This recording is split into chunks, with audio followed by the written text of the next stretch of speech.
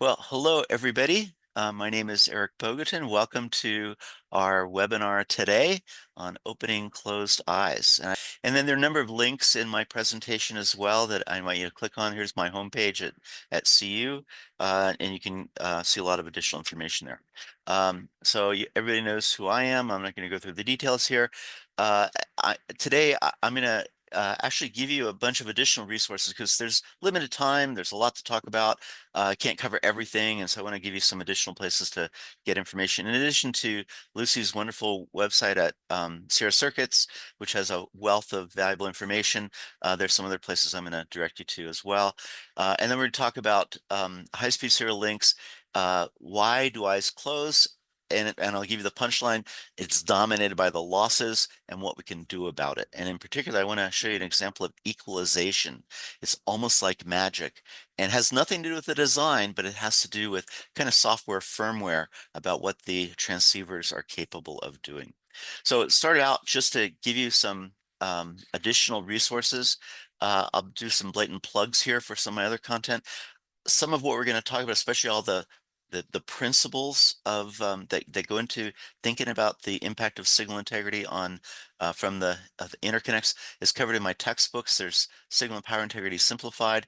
I've got a couple of new ones with RTEC, and in particular, one book just about transmission lines and TDR and stack-up design. And then another book on just designing prototypes, going from solderless breadboard to printed circuit boards. So take a look at those. And then, I'm starting to put more of my content out there so it's available. I've got a list of all my links and publications on my faculty site. As many of you know, I'm the technical editor of the Signal Integrity Journal. And if you haven't checked out the Signal Integrity Journal, you definitely want to check us out. It's all free content. The textbooks from RTEC have videos along with them in a new location on the Signal Integrity Journal called the Signal Integrity Journal University.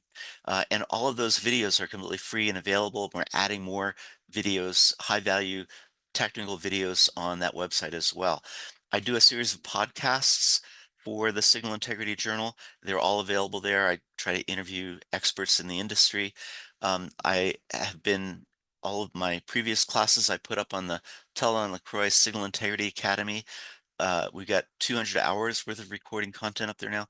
It's normally by subscription, but as a courtesy for you guys coming to the webinar today, if you register on that site, you can use this promo code EBQ225 and you'll get a 3-month completely free subscription to all the content you can view at the SI Academy.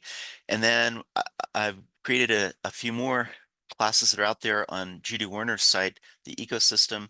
And again, there are free master classes available there. So a lot of additional content for you guys to take a look at.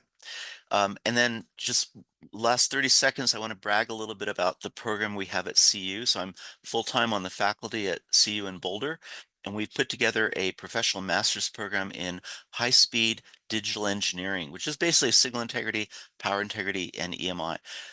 We launched a couple years ago. We've just graduated our first couple of cohorts from this program. All of our master students go out in industry and get jobs.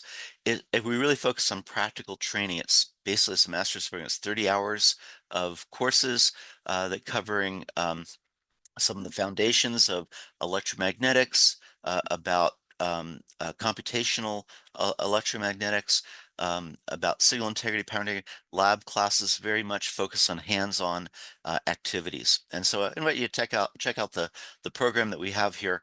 And we're in the process of moving a lot of that content online. Right now it is live, so it's in person to get a master's, but we're starting to move it to online, and we're taking our high-speed digital design class and turning it into a Coursera class.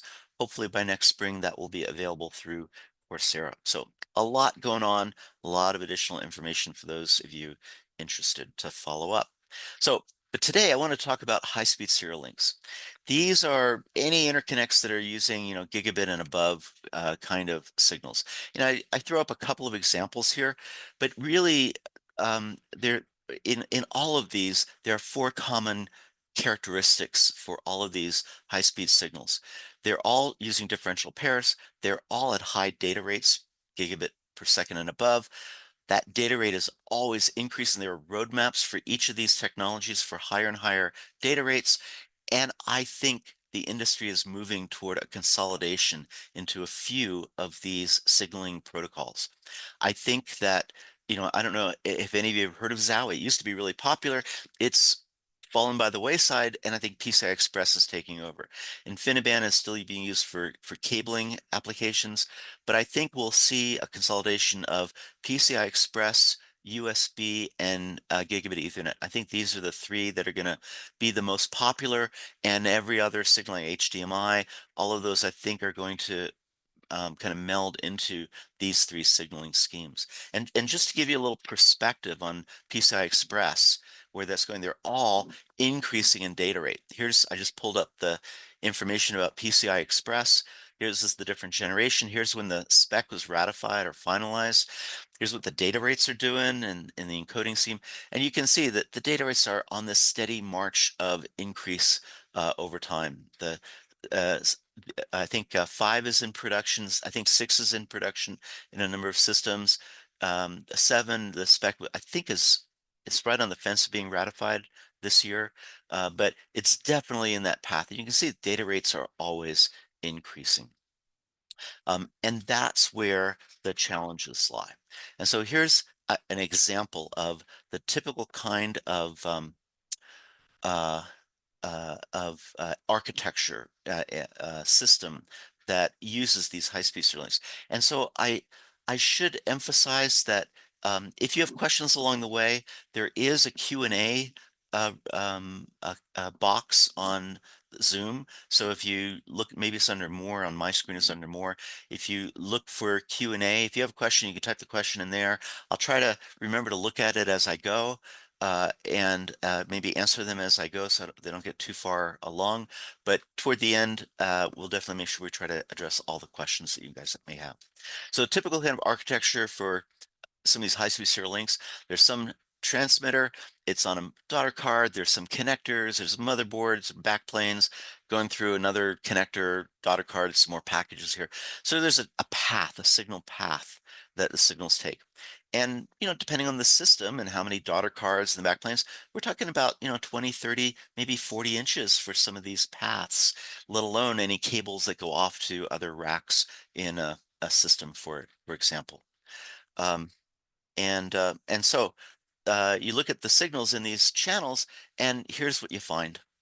You find that when you look at the signal from the transmitter, you get a nice, beautiful looking eye, but by the time it travels through all those different paths, back to the receiver, it looks like this. That's the problem that we have to fix in these systems. And so whenever you have a problem, the fastest way to fix that problem is you got to find the root cause and fix the problem at the root cause. This is a fundamental principle in all of engineering. It's designing a system is about being aware of the problems and engineering the fix, the solution to those problems out of the design before they happen. And so to do that, you have to know what are the problems. And so over the years, I've kind of looked at all the different problems that are happening, and I group them into 4 general categories based on common root cause. And so here are the 4 chief problems. I call them, the industry calls them deterministic problems, in the sense that we can predict, we can calculate, we can simulate the behavior we expect to see just from the design and boundary conditions, material properties. So we know exactly what the behavior is going to be. They are predictable. The opposite of deterministic is random. And so random are problems that they happen statistically, and so you have to know the statistics of them, the distribution, the mean, the skewness of the distribution. So there are problems that happen that are random. It's related to clock jitter, for example, in the transceivers, and there are problems that are deterministic, that are known and you can predict. And these are the deterministic problems. There are no random problems in the interconnect. The interconnect is deterministic, and these are those 4 problems based on common root cause. The first is the losses. The second is reflection noise, and the only thing that causes reflection noise, of course, is impedance discontinuities. And generally, if you have uniform lines, you can engineer those to be pretty darn uniform. The problems arise at the interfaces between uniform structures. And that is where connectors are, vias are, components are. And so those are the biggest sources of reflection problems. And then there's crosstalk. And crosstalk is the unwanted coupling from aggressor lines, other lines to the victim line.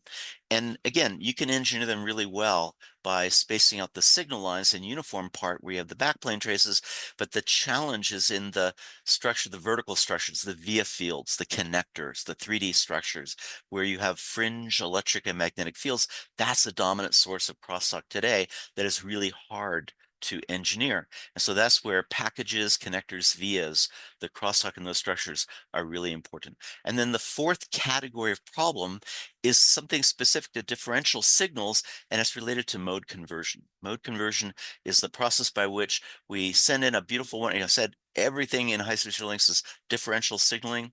You send in a beautiful, wonderful differential signal, propagates through the interconnect, and by the time it comes out the other end, some of that differential signal is turned into common signal.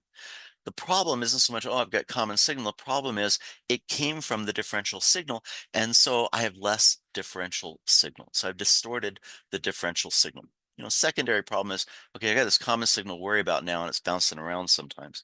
But it's that mode conversion is the process by which some differential signal turns to common signal. And the only, like we said, hey, the only thing that causes reflections is impedance discontinuities. The only thing that causes mode conversion is asymmetry between the two lines, the P and the N line, that make up the differential pair. If we make them perfectly symmetrical, there is no mode conversion. And so engineering interconnects to reduce mode conversion is about making the two lines and their local environment symmetric. We can screw up one line as much as we want. As long as we screw up the other line the same way, we don't have mode conversion. So it's only asymmetry that causes that. Okay, all of these problems contribute to collapse of the eye. And fundamentally, the collapse of the eye is related to, or could be described by intersymbol interference. And we call it ISI. You hear this term throughout the high-speed serial link world because it's ISI that is the feature that destroys the eyes. ISI, intersymbol interference, we call each of the bits in that signal stream, we call each bit a symbol. And when information from one bit leaks into another bit in that symbol stream, we call that intersymbol interference. And here's a simple example. So here's what a signal looks like coming out of a transmitter. Beautiful, wonderful looking eye. And here's the underlying clock. This is at the Nyquist. This is the clock frequency that determines what a 1 and a 0 is. It's usually shifted off by half a cycle, but basically the edge determines when the receiver looks at that data pattern to see is it a 1 or a 0. But there are two bits per clock cycle. And so here's one bit, here's going to be another bit, here's another bit, another bit, another bit, another bit. And so the clock is used to determine when does the receiver look at the signal coming in to determine and to read, is it a 1 or a 0? So here is that single bit that's launched from the transmitter. This is a measured data from a channel. We call it the single bit response. Here it is coming out. By the end of coming out of the channel, because of those four problems that we talked about, this is what that single bit looks like. And you can see it's spread out. Information from this bit here, this in 1 unit interval, information from this bit leaks into this bit and this bit and this bit. You can see over here, I've highlighted the intersymbol interference. Information from this bit leaks to this bit, this bit, this bit, this bit, and this bit. And it's intersymbol interference because of the randomness of the data pattern. It's that intersymbol interference that is going to ultimately collapse the eye. That's what we're trying to avoid. That's what is caused by those four root causes that I mentioned. And so if we want to not close the eye, we want to minimize those four problems. We want to minimize intersymbol interference. So intersymbol interference is a good measure of what closes the eye. When there's large intersymbol interference, we're going to see the eye collapse. And so when we look at those four problems, we're trying to minimize those problems so that we minimize ISI, we minimize the collapse of the eye. And when we look at those problems, here's my generalities of them.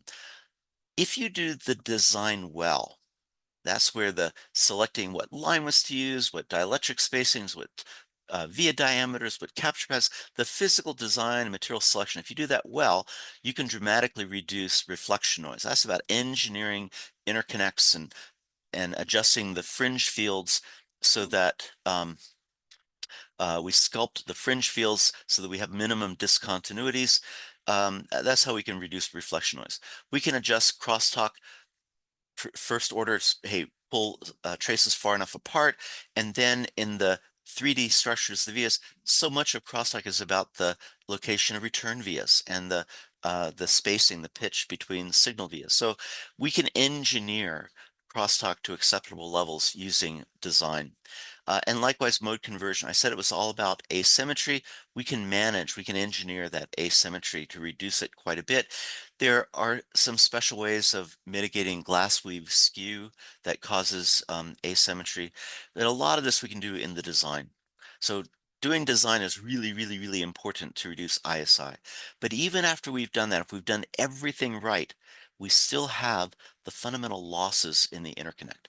They scale with length. Longer it is, the more the losses. They're related to conductor and dielectric loss. The only way to reduce conductor loss is wider line. So that means narrower line, we're going to have larger conductor loss. The only way to reduce dielectric loss is reduce the dissipation factor, means more expensive materials, and there are limits to what we can get with the dissipation factor. So these have some fundamental physics limits of how low we can go on a practical basis. They fundamentally, if you do everything right in design, it's the losses that fundamentally limit the highest data rate we can get in a channel because of, as we'll see, the impact from the frequency dependent losses.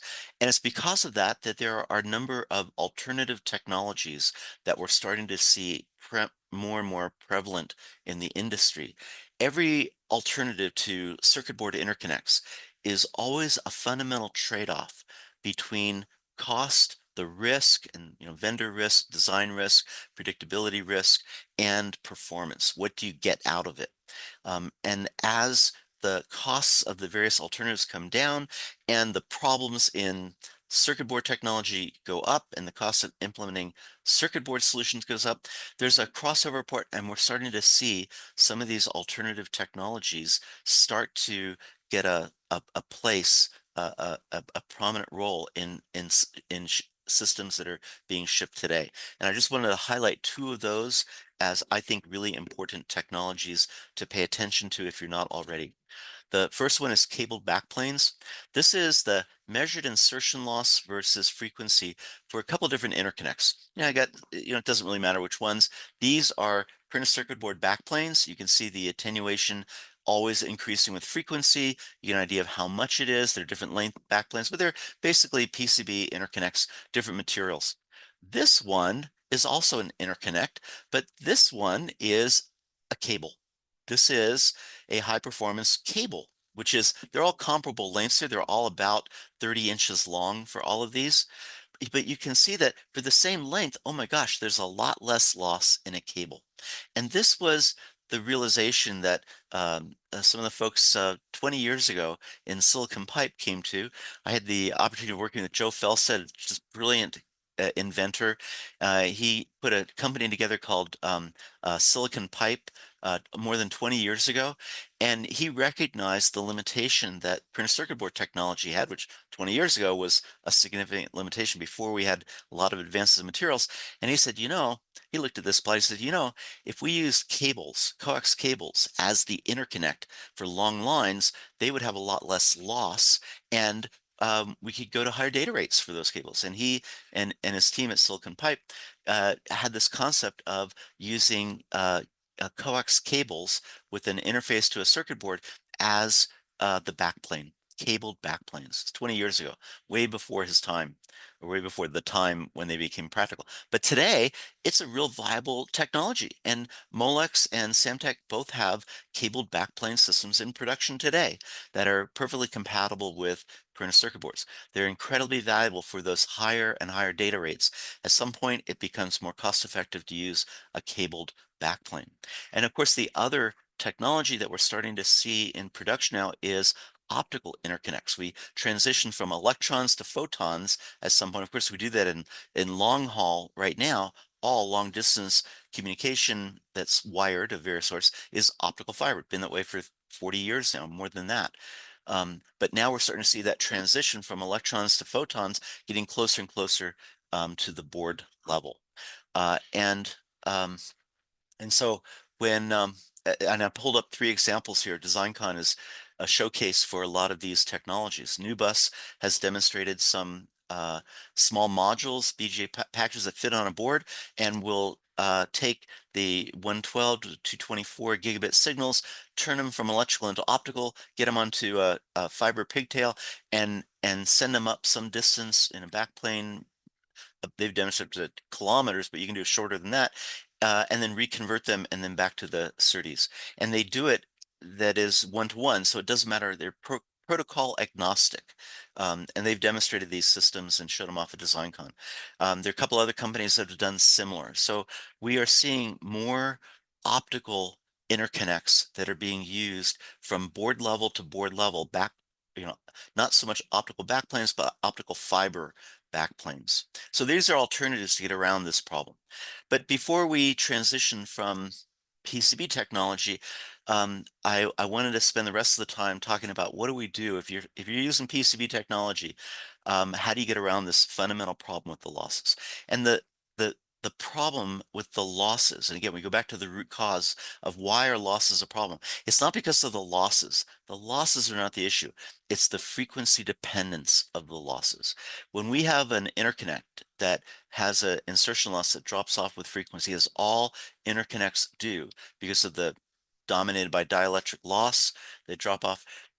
If the insertion loss drops off as we go up with frequency, that means higher frequencies are attenuated more than the low frequencies. If we send a really fast pulse signal in, here's the step signal going in, we take that signal, we take out the high frequency components more than the low, we change the rise time. And this is an example of what that step response through a channel looks like because of the losses in the channel. So you send a really fast edge in, you get a rise time signal. If the unit interval of our data rate, if that unit interval is long compared to that new rise time in going through the channel, so who cares? That rise time happens during the unit interval, we get up to the full value, and so when it turns off, it's perfectly fine. There's no intersymbol interference. The impact from one symbol is completed within a unit interval. It doesn't leak into the next symbol and the next symbol. But if the unit interval is short compared to that rise time, if the unit interval is over here, that means that how far the signal goes up depends on, did I have a bunch of ones or a bunch of zeros? The data pattern previous influences the voltage levels that I achieve. So when the unit interval is short compared to that rise time, then I'm going to have information from one bit leaking into the next. That's ISI, and that's going to cause collapse of the eye. And I want to emphasize this point that it's not the attenuation. It's not that I have losses in the interconnect. It's because I have frequency dependent losses that I cause the problems, because that's going to be important when we look at alternative solutions. So here's an example of three different channels I synthesize. This is insertion loss versus frequency. The red is, hey, there's no attenuation. It's a transparent channel. The blue is there's no frequency dependent loss, but there's attenuation. This is 20 dB of attenuation in that channel, but it's constant with frequency. And then here is a channel that has frequency dependent loss, just like we would see in a real interconnect. And I'll show you an example of that in a minute. And I engineered this one so that at 2.5 gigahertz, they have exactly the same attenuation at 2.5 gigahertz. We're going to send a 5 gigabit per second signal through each of these three channels, and we're going to look at the response that we see. And of course, we know what to expect. Through the transparent channel, I'm going to see exactly the same signal coming out as going in. Through the constant attenuation channel, I'm going to see exactly the same signal coming out, going in, except it's going to be reduced by 20 dB, and that's 10% of the amplitude of the signal coming out. And so I'm going to see a reduction of that signal to 10% of its initial value, but exactly the same shape. But now with the frequency dependent losses, I'm going to see this rise time degradation. And if that rise time is long compared to the unit interval, or if my unit interval at 5 gigabits, 200 picoseconds, if my 200 picoseconds is short compared to that rise time, I'm going to see distortion in that signal. Here's the result. So here's red. The signal coming out looks like the same thing I have going in. Blue, here it is, same thing coming out, going in. It's just reduced in amplitude by the time it comes out of this channel. These are 5 gigabit signals. But look at the green. This is going through this channel. When I have a bunch of ones, so here's a 1, a 0, 1, 0, 1, 0. Here's a 1. Here's a couple of ones, a single 0. Here, it's like 3 zeros. Here, like 4. I'm sorry, here's 3 ones. Here's 4 zeros, 1, 0, 1, 0. So I have a different bit pattern. And when it's on for a longer time, I have enough time for that signal to rise up while it's on. This is NRZ signaling. And when it's off, I have a long time for it to go down. And so depending on the data pattern, I'm going to have different voltage levels the signal achieves. And you can see here that, oh my gosh, if here's the zero crossing, I get some of these signals, they don't even cross the zero crossing. And so what is the eye going to look like? We can tell at a glance what we're going to see in the eye. In the case of the blue channel, beautiful looking eye. In the case of, or here's the red channel here, beautiful looking eye. In the case of the blue channel, constant attenuation, but 20 dB of loss. It's still a beautiful looking eye. Yeah, it's compressed by to 10%, but look at that beautiful looking eye. There's no deterministic jitter here. But when I look at the eye for going through this channel, oh my gosh, that intersimilar interference completely closed the eye. That's the problem that we're trying to avoid. It's the frequency dependent loss. And this concept of why does frequency dependent loss, why does that give us jitter that collapses the eye is a really subtle feature, and I want to describe it in a really simple way. So the frequency dependent loss causes rise time degradation, and that rise time degradation, if it is long compared to the unit interval, gives us data dependent jitter. The data pattern going in, the ISI, the data pattern going in affects the jitter that we see. And here's how I'm going to illustrate it. We're going to take a look at two different data patterns, a data pattern of a bunch of ones, a single 0 and a 1, and a bunch of zeros, and then a single 0, 1. We're going to look at the 0, 1 transition.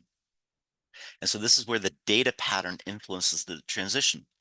If there's no interconnect, no data dependent jitter, then it doesn't, there's no rise time degradation. Doesn't matter whether I have a bunch of zeros and a 0 and 1, or a bunch of ones and a 0 and 1. There's no jitter at all, right? That's no interconnect. Now I throw in the interconnect. Rise time degradation. I have a bunch of ones, and I have a single 0.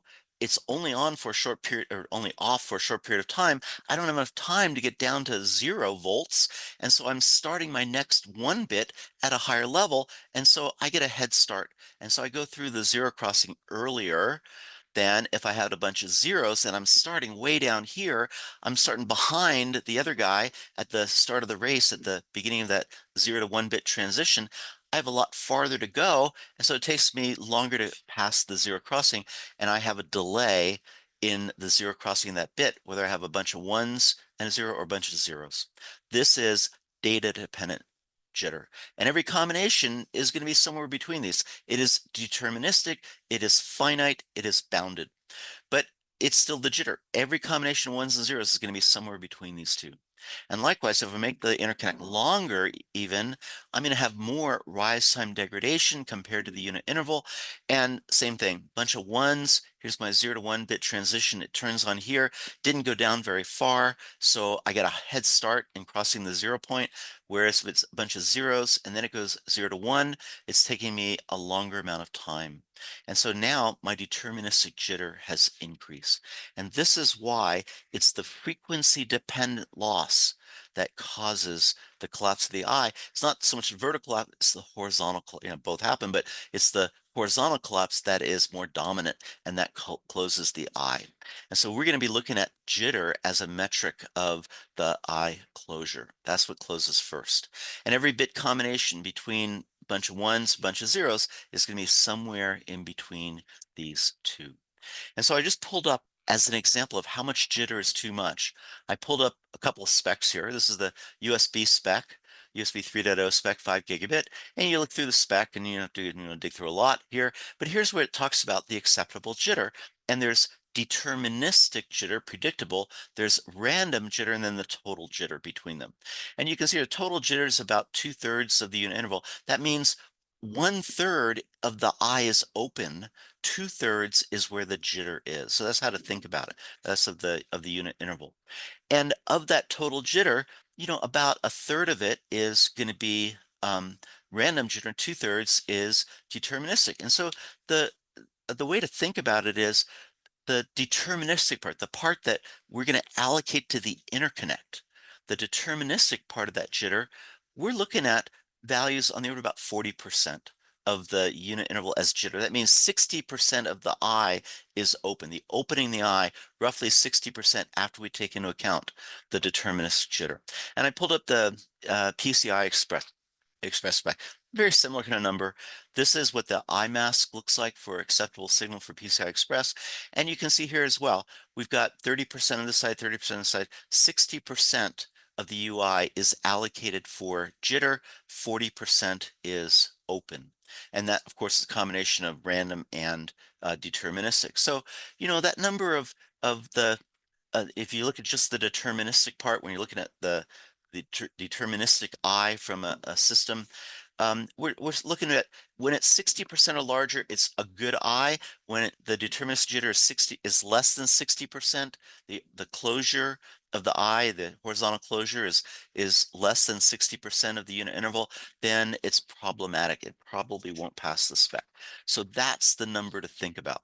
And now we can ask, okay, given that amount of jitter, deterministic jitter that's acceptable, less than 40% of the UI or 60% of the eye open, how much attenuation is acceptable? And because it's frequency dependent, we have to be careful. We can't just say, oh, this much attenuation. We have to say at what frequency, given the frequency dependence. And we use the Nyquist as the frequency to pay attention to the attenuation, knowing if for dielectric materials, it basically increases linearly with frequency.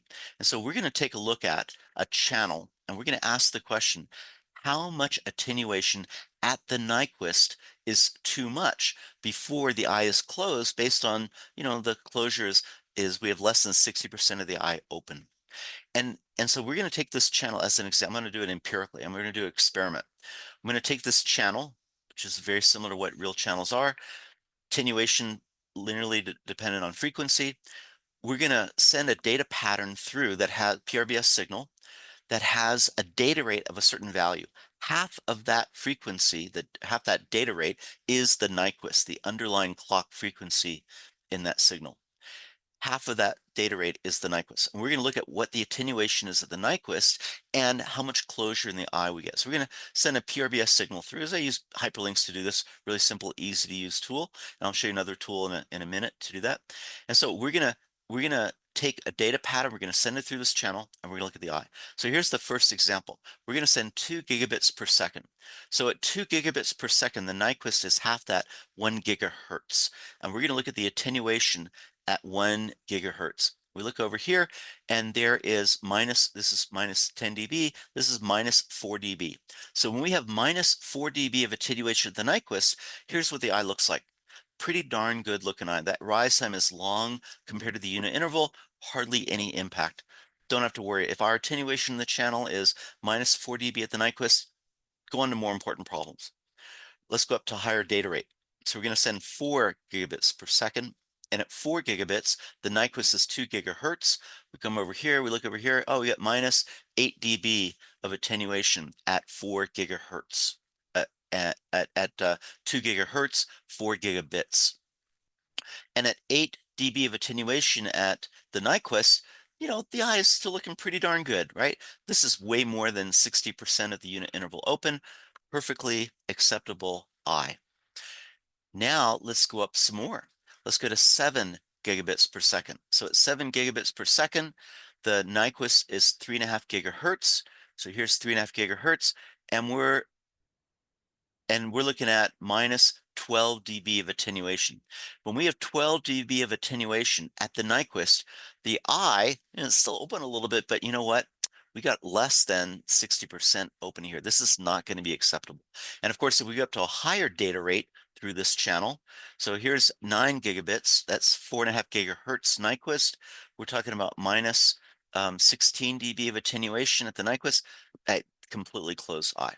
So we can make a simple generality, a really valuable rule of thumb that says that if the attenuation at the Nyquist is minus 10 dB, we're going to split the difference here. If it's minus 10 dB, we're going to have an eye that is acceptable, open enough, but if it's more than minus 10 dB, the eye's going to be closed, we're screwed. Minus 10 dB at the Nyquist is the number we want to pay attention to. And here's another example. So here's a channel. This is measured data. I sent it through the channel here. This is the insertion loss versus frequency.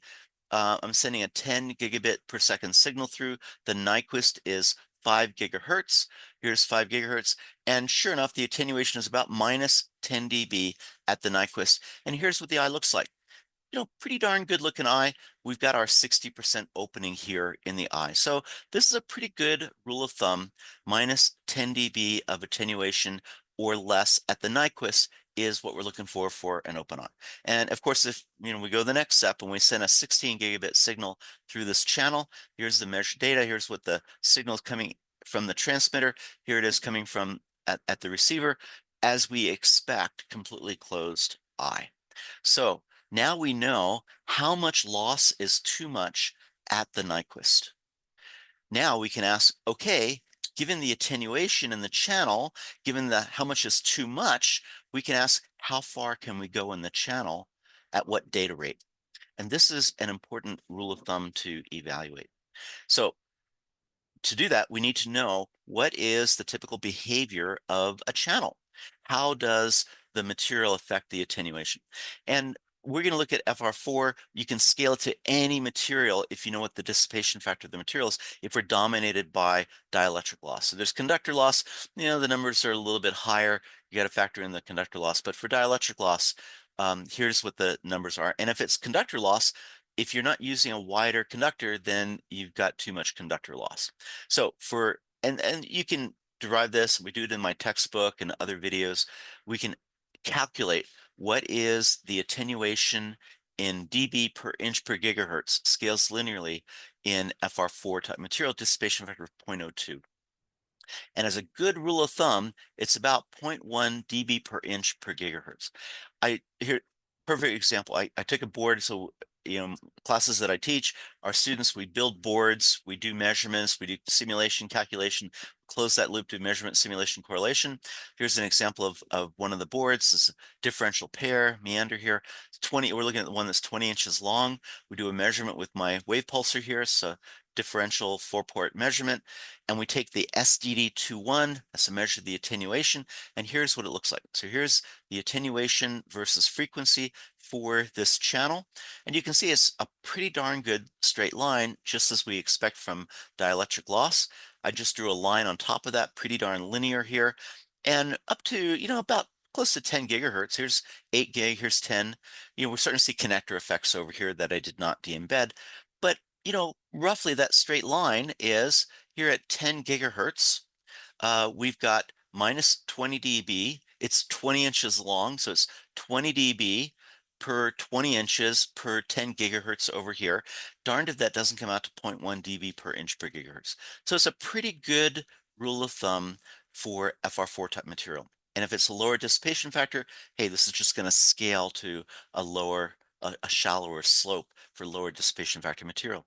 But using FR4, we can do our estimate now of how much loss is too much. So when do you worry about the lossy lines? So we got to do everything else right. We got to do all the design right for the vias and for the connectors, for crosstalk, for mode conversion, do all that right. So we're limited by the losses. We use our simple estimate of 0.1 dB per inch per gigahertz, but that's per gigahertz at the Nyquist, and the Nyquist is half the data rate. So now we can scale that, and we know that if we have more than minus 10 dB, if it's lower than minus 10 dB, if this is smaller than minus 10 dB, then the eye is going to be unacceptably closed, now we can estimate, okay, what's the relation between data rate and length so we can have an acceptable eye. And that condition, you put in the numbers here, and it's 200 is the product of the data rate gigabits per second and the length in inches. It's got to be greater than 200 for an acceptable eye without using equalization. And so if you got 10 gigabits, we're talking about 20. If you got 20 inches or longer, your eye's going to be closed. It's not going to be open enough. 30 gigabits, it's even smaller. And so obviously the higher the data rate, the shorter that is. And so we got to do something about that. We are limited in the materials that we use. So how do we get around this barrier of the lossless line? How do we open those closed eyes when the interconnect is too long, or the losses are too high, or the data rate is too high? And so here's that problem of we send a signal in, we get a signal looking like this at the receiver. And we said that we have to do everything right in the design. That goes without saying. We're always going to be doing that. We want to do what we can to make that transmission coefficient larger, less negative dB. That's the insertion loss. How do we do that? Well, that's about the losses. And it's shorter interconnects. Rarely do you have that option. You always want to look at it, but rarely do you have the option. Wider conductors to reduce the conductor loss, and lower dissipation factor laminates. Those are some of the ingredients, but there's a fourth ingredient as well, and that's what I want to finish with and tell you about equalization. So we've done all these things right. We're at the limit to what we can do with the interconnect. Our eye is still closed because of the frequency dependent loss. How do we open up that closed eye? And that's where equalization comes in. And here is really the principle of equalization. So equalization is really, again, it goes after, it's not about decreasing the attenuation, it's decreasing the frequency dependent attenuation. Remember, it's that frequency dependence that gives rise time degradation, that causes ISI, that collapses the eye, gives us the deterministic jitter. It's that rise time degradation that's the problem. We looked at it in the time domain. We're going to look at it in the frequency domain now. And so here's our PRBS signal. What's the spectrum of that signal? Well, the data pattern below the Nyquist, the data pattern is flat, it's random ones and zeros here, so it's flat data pattern. Above the Nyquist, the drop off here is all about the rise time. And this is an ideal square wave has a rise time that, or has a spectrum, the frequency components drops off like 1/f. It's supposed to do that for a 0 picosecond rise time. If we're able to preserve that 1/f drop off, we will have a really fast rise time, no rise time degradation. And if we send it through, we send this spectrum through a channel that has a response that is equal at every frequency. Here's attenuation versus frequency. If it's equal at every frequency, what's going to happen to the spectrum when it comes through? It's going to look exactly the same. Every frequency is treated the same. I'm going to have that same 1/f drop off. That means I'm going to have a really short rise time, no rise time degradation, no ISI, no collapse of the eye. That is our goal, is to engineer an interconnect with a flat response. So the problem, as we view it in the frequency domain, is we get this spectrum going in, this 1/f drop off. Now our interconnects attenuation is frequency dependent. The higher frequency components, when they go through, get attenuated more than the low. That distorts the spectrum, and we don't have that 1/f drop off. We have faster drop off, and so we have more rise time degradation. That's the problem in the frequency domain. And so what we want to do is adjust the spectral response of the interconnect or the spectrum of the signal at the transmitter. And that is the secret to equalization. So I'm going to describe those to you now in the frequency domain. So here's the problem. Here's what that spectrum of the signal looks like at the transmitter. Here's what we want to see at the receiver, but because of that attenuation, frequency dependent attenuation in the channel, the signal at the receiver, the spectrum looks like this. That gives the rise time degradation. So two approaches to equalization. The first is we're going to make the interconnect flatter. And the way we do that is, okay, we've got whatever the attenuation is in the channel, but now we're going to add a filter at the receiver that inverts that. That gives us more gain at higher frequency. This is called continuous time linear equalizer filter. This is going to happen at the receivers. We literally add frequency dependent gain or frequency dependent attenuation, more attenuation, low frequency, less at high frequency. Even though we steal some energy from that signal, we create a response that is the inverted response of the channel. So at any frequency, the product of whatever frequency sees it here, it sees it here. And the higher frequency, the less attenuation, the higher frequency, the more signal going through, the product is a flatter response. And that preserves that 1/f frequency response, preserves the rise time. So one approach is CTLE at the receiver. That is equalizing the channel response. The other thing we can do is distort the spectrum of the signal. If we know that, gee, this is the spectral response of our nice 1/f signal, and we know that when it goes through the channel, it's going to be distorted and high frequency is going to be dropped off, and that gives us the rise time degradation over here. If we know that's going to happen, let's add some high frequency components to that signal. So we distort the spectrum of the signal. We call that pre-emphasis. We distort the spectrum of the signal, or we take away some of the low frequency, so we have the same spectrum, spectral shape. They're distorted. So now when these spectra travel through the interconnect that's frequency dependent, the interconnect is going to redistort that signal going through. It's going to bring it back into looking like the 1/f and preserve that rise time. And we call this either pre-emphasis, de-emphasis when it's one tap, or generally it's we call this feed forward equalization. And that's what I wanted to spend a little time introducing you to. I don't have a lot of time to talk about it. I wanted to set the stage of the problem and show you how valuable FFE equalization is and how you can explore it on your own if you're interested in doing this. And so here is the principle of FFE. At the transmitter, we're going to take that data pattern coming in, and we're going to take each bit and delay it by 1 unit interval, and then we're going to add some scaled value, and it could be plus or minus scaled value of that bit, and we're going to add it to the bit pattern that comes out. So 1 bit goes in, and behind it comes a 1 unit interval delay is a certain amount. The next delay, there's another certain amount and another amount. That means that we're adding intentionally intersymbol interference. This bit that goes in is going to have a trail of other pieces of it in succeeding bits behind it. So we're adding additional ISI, but we're going to add it in a way to compensate, to subtract off the ISI generated by the interconnect. So that's how we're going to engineer it. And I wanted to illustrate this technique through an example. I'm gonna show you a really cool tool built into MATLAB. That's the SerDes Designer, so you can see it in real time and the impact of FFE. It is almost like magic. And so MATLAB, the MathWorks company that makes MATLAB, they bought SciSoft a number of years ago and integrated the SciSoft features. They have IBIS AMI models, and they do SerDes Designer. They integrated those tools in MATLAB. So if you have a version of MATLAB, you have access to the SerDes Designer that I'm going to show you. If you don't have MATLAB, you could go to their website, you get an eval version, you can play with this, I think for a month or something, to give it a shot. So I'm going to open up my copy of MATLAB, and I'm going to show you this SerDes Designer tool, because I think it's really, really cool.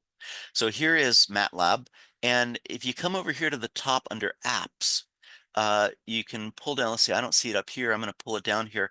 Under RF and mixed signal, here is SerDes Designer. And so this is the tool that we're going to use. And here it is, creating a new blank canvas. Let's see, I got to move that down here on my screen. Let's see.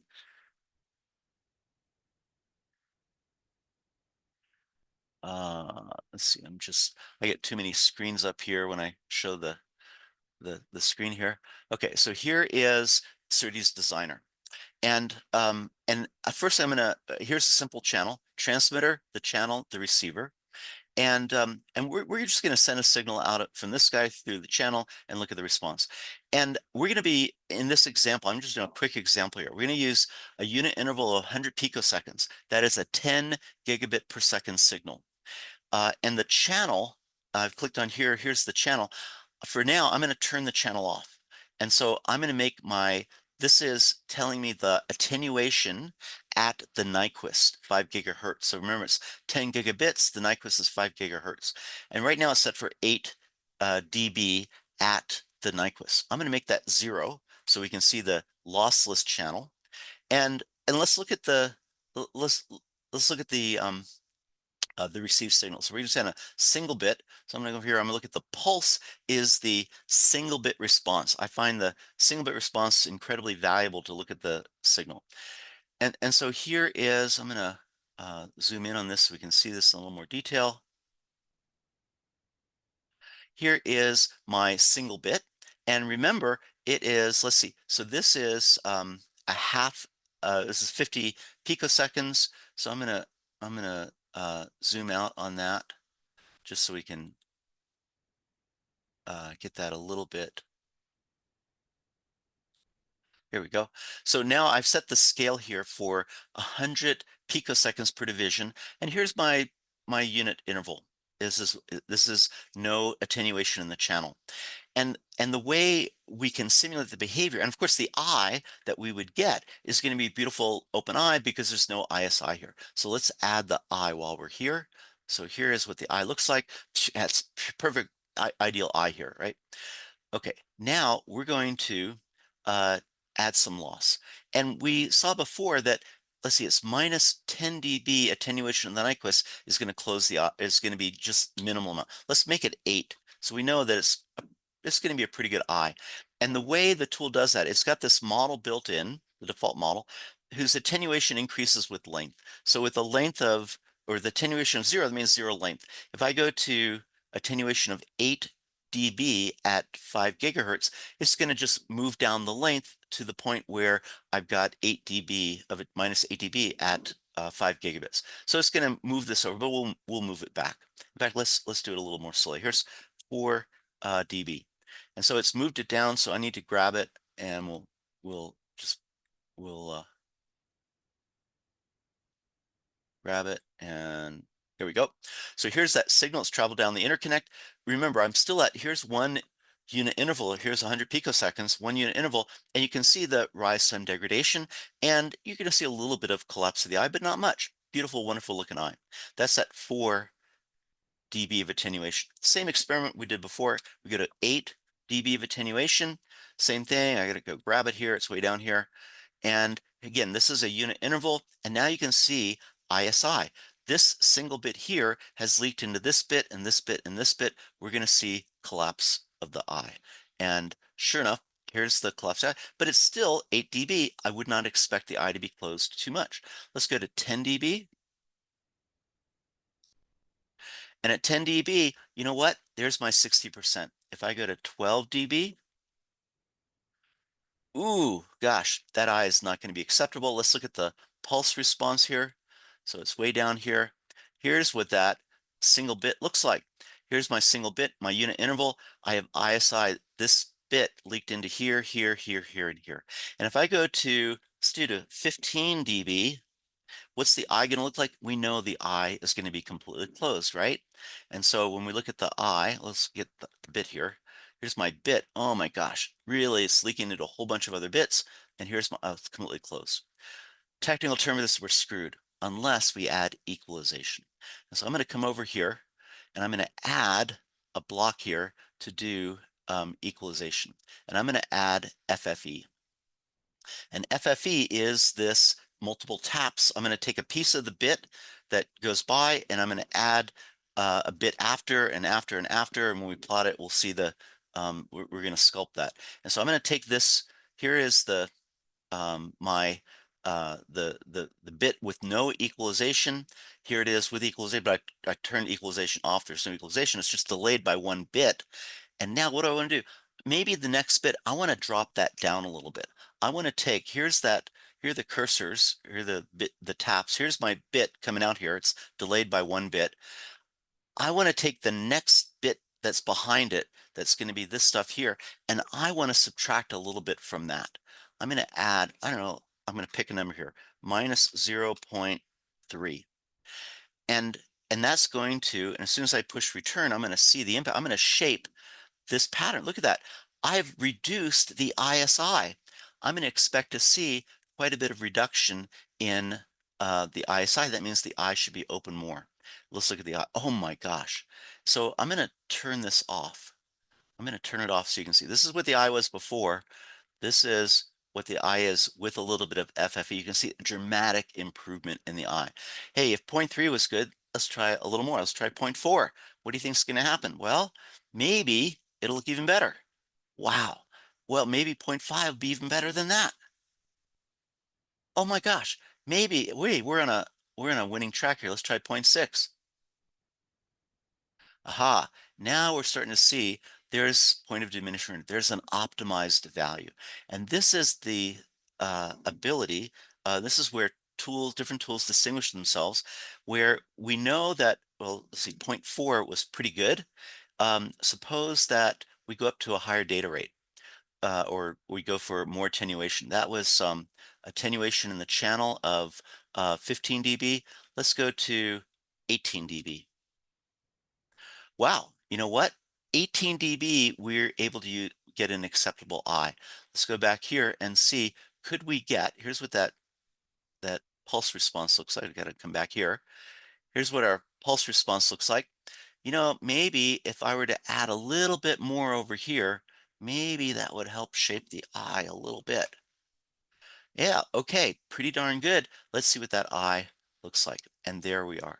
So this is the game that we play of analyzing for different number of taps what the optimum coefficients are to shape the spectrum of the signal coming out of the transmitter so that it predistorts that signal to be treated by the interconnect to as an open eye. This is just one example I wanted to share with you of the value of we didn't look at CTLE, but this is looking at FFE, and there's a third type of equalization that's used at the receiver, DFE, decision feedback equalization, which is another type of equalization. But I just wanted to give you this one little glimmer of an idea of how we do everything we can with the interconnect design. We're still fundamentally limited by the losses, and the way we get around the losses is with equalization. Equalization is absolutely critical for any data rate that exceeds that minus 10 dB at the Nyquist in our channel. We have to use equalization in all the specs. PCI Express, USB, Ethernet, all of them require a significant amount of equalization so that with equalization, you know, we saw that minus 10 dB was the maximum attenuation without equalization at the Nyquist. With equalization, we can get down to minus 35 dB of attenuation in the channel, frequency dependent, and be able to open the eye up to an acceptable level. Minus 35 dB is still an acceptable amount of attenuation, but it requires optimized equalization settings of CTLE, FFE, and DFE. And so we still have to do absolutely everything else right in the design and achieve a channel of minus 34, 35 dB of attenuation or less, and then optimize equalization. Well, I just wanted to take that opportunity to show you what you can play around with and explore it as well. If you want to get a feel for how equalization works, you can get a copy. If you have MathWorks and MATLAB already, you can use this SerDes Designer app. If you don't, hey, contact your MathWorks salesperson and you can easily, or go to their website. You can probably get an eval version and play with this yourself. I use their integrated integrated channel. And if you have your own channel, I didn't bother doing it here, but if we come over here, if we go to impulse response, then we can import an S parameter file and take any of the measured data. Here's an example of measured data that you can throw in there, and you can look at how your channel behaves and what the optimization settings are for your channel. Pretty cool example. Okay, and with that, I just want to thank all the folks that have helped us at our program at University of Colorado in Boulder to put our program together, to create the content that we've got, and to we're in the process of migrating our live classes into Coursera courses as well. So with that, thank you all. I appreciate your time and attention.